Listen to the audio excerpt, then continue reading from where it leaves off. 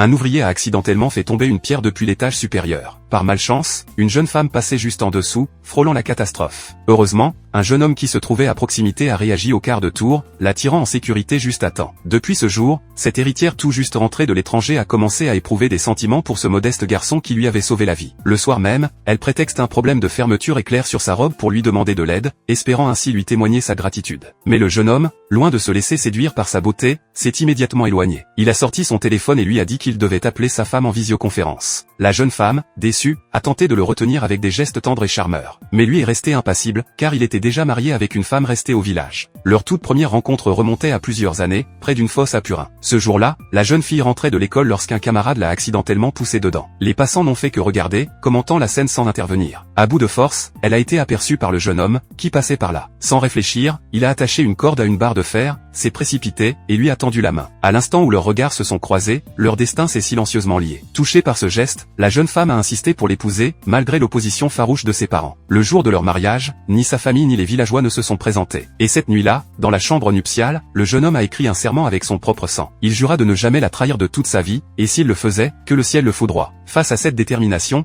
la jeune femme s'est abandonnée dans ses bras, sans la moindre hésitation.